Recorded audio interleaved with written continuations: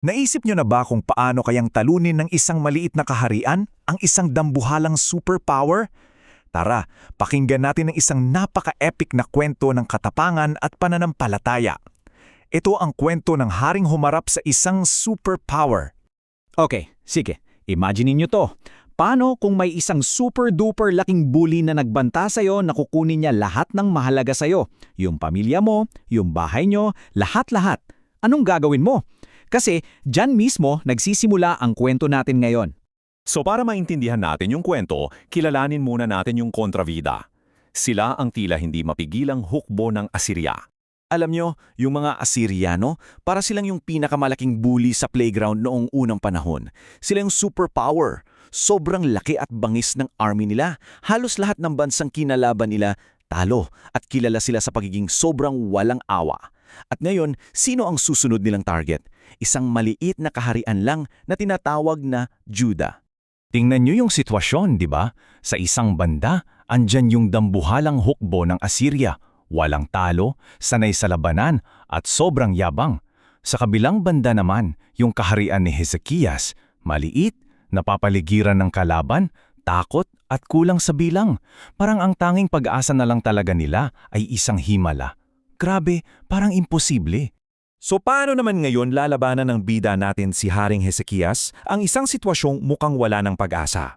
Well, hindi siya sumuko. Nagplano siyang lumaban.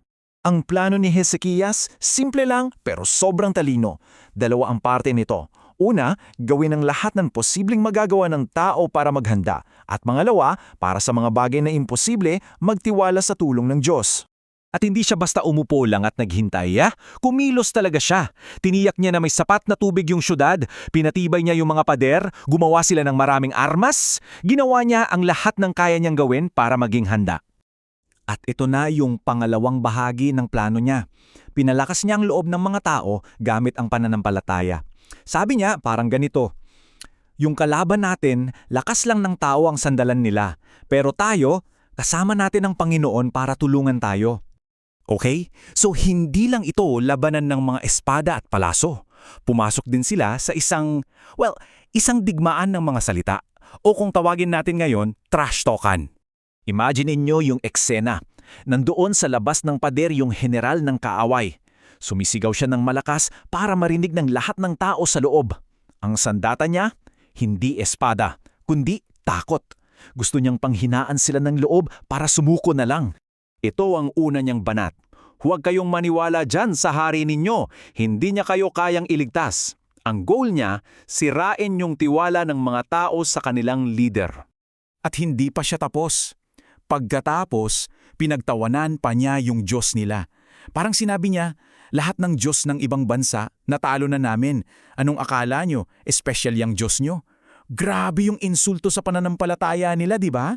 Pero alam nyo kung anong ginawa ng mga tao? Wala. Nanahimik lang sila. Ganon sila kadisiplinado at ganon kalaki ang tiwala nila kay Hezekias.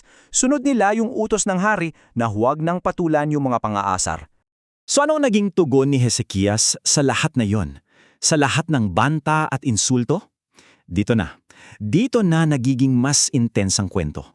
At para lalong tumindi ang pressure, yung hari mismo ng Assyria, si Sennacherib, nagpadala ng sulat kay Hezekias. At sa sulat, inulit-ulit lang niya yung mga banta at mga insulto. At dito, ginawa ni Hezekias ang isang napaka-powerful na bagay. Matapos niyang gawin lahat ng kaya niyang gawin, kinuha niya yung sulat, dinala sa templo, inilatag sa harap ng Diyos, at parang sinabing, Panginoon, ginawa ko na po lahat ng kaya ko. Ito, hindi ko na po ito kaya. Kayo na po ang bahala. At pakinggan niyo yung dasal niya, hindi lang siya basta humingi na maligtas sila. Hiniling niya na iligtas sila para malaman ng buong mundo na ang Diyos nila ang siyang tunay na makapangyarihan. At paano kaya sinagot ang ganoong klasing panalangin? Well, dito na mangyayari ang hindi inaasahan.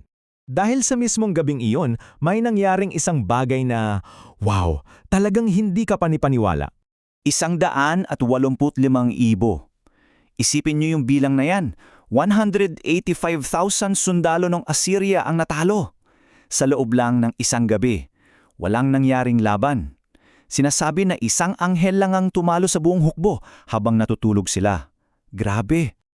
At yung mayabang na hari ng Assyria, ayon tumakas siya, pauwi, sobrang napahiya. At ang ending niya, doon mismo sa kaharian niya, pinatay din siya. Yung dating bully biglang bumagsak. Kaya ano nga ba ang malaking aral na makukuha natin sa napakabandang kwentong ito? Ang imperyo ng Assyria, inilarawan na parang isang sobrang taas at mayabang na puno. Sa sobrang taas niya, ang tingin niya sa sarili niya, walang sinuman ang makakapagpatumba sa kanya. Pero sa huli, yung mismong pagiging mayabang niya ang naging dahilan ng kanyang pagbagsak. Sa huli, pinapaalala sa atin ng kwentong ito na ang tunay na lakas ay hindi laging nakikita sa laki ng hukbo, sa dami ng armas o sa yabang. Kaya, iiwan ko kayo sa tanong na ito. Para sa inyo, saan nga ba talaga nagmumula ang tunay na lakas?